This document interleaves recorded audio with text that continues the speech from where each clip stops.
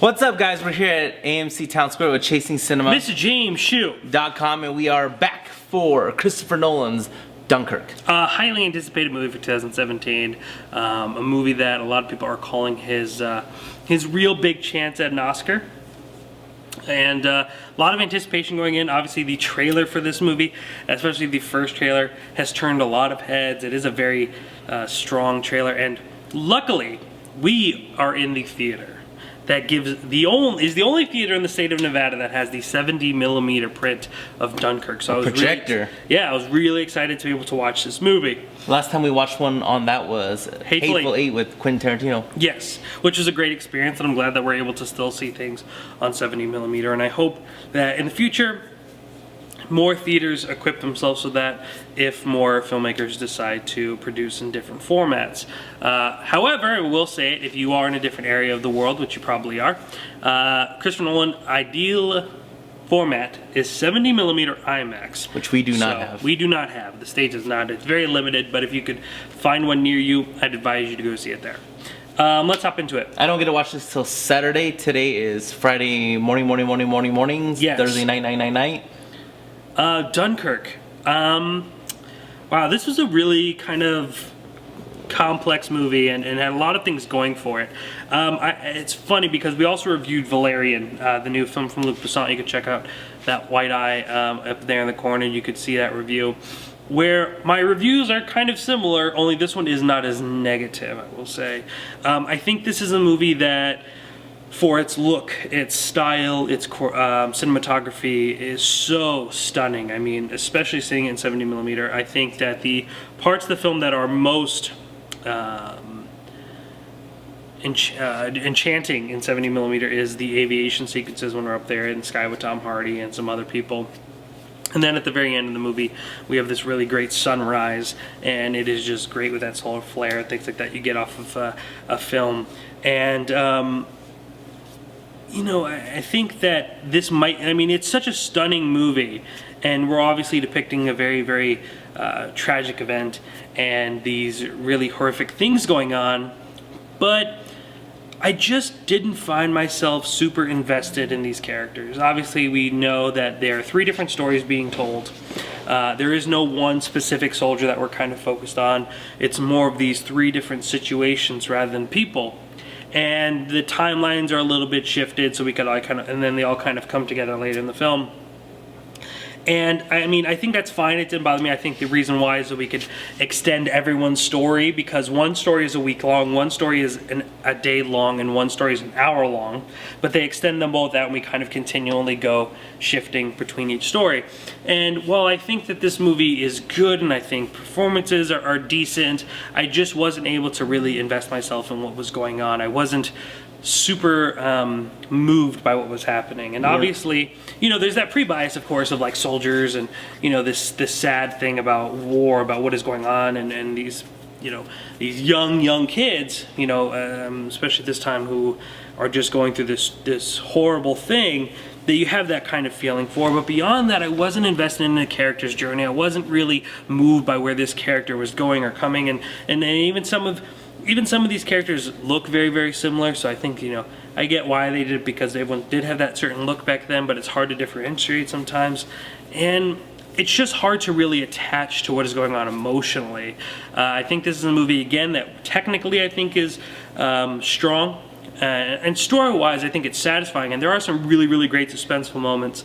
I think one of the opening moments where 2 characters are carrying another injured soldier on a stretcher and running to catch the ship, I think is a really, really great sequence. There's another sequence when a ship is torpedoed that is very, very tense, especially if you're claustrophobic or are afraid of running out of air or being in the water.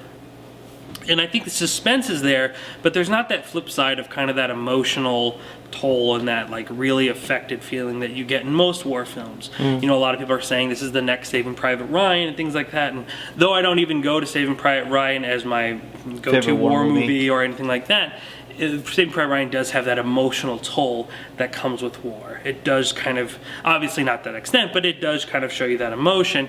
Where this movie, I wasn't able to connect emotionally, and I think that was kind of a bummer for me. I think I'm in the minority with that. I still think it's a good movie, and I think it should be seen, and definitely in 70mm or 70mm IMAX if possible. But yeah, I was just a little disappointed in that I couldn't really feel myself emotionally getting connected. Sounds like a 3 out of 4 stars? Yes, right on the, perfect.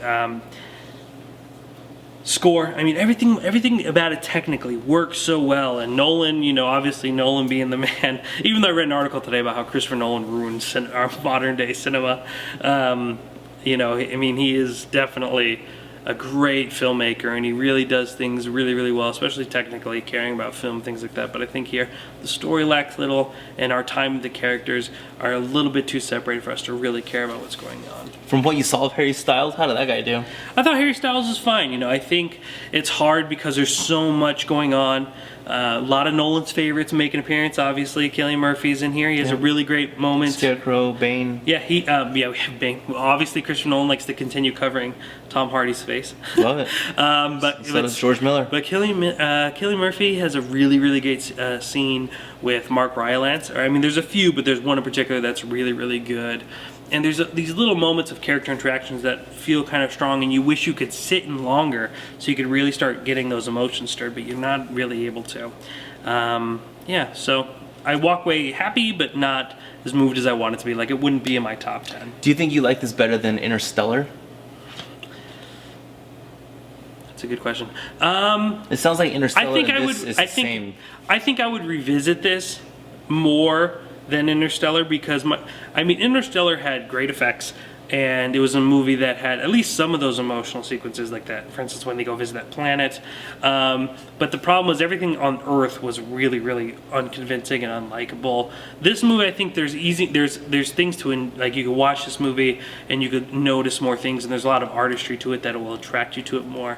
And plus, it's much shorter, so I would probably pick Dunkirk. I think I would pick Dunkirk over Interstellar. Okay. Yeah. Love it. And again, don't forget, if you haven't seen our review for Valerian, Luc Besson, his Valerian and the City of a Thousand Planets, yes, already available. You just saw Dunkirk. However, in 7 days, we're gonna go atomic bombed. I know what you're gonna, and then I just think I hear the trailer. Like, that trailer is so embedded in my head.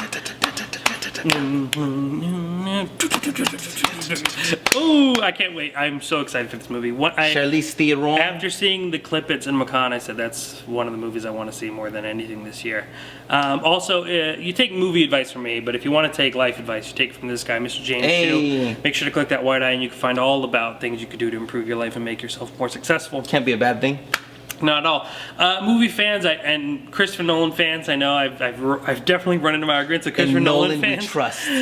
Make sure to leave a comment below. We could talk about it. I'm down. I want to talk about it. Let's have a conversation. Let me know what you think about the movie. And next week, Atomic Blonde. ChaseTheCinema.com is known as Film Lovers website.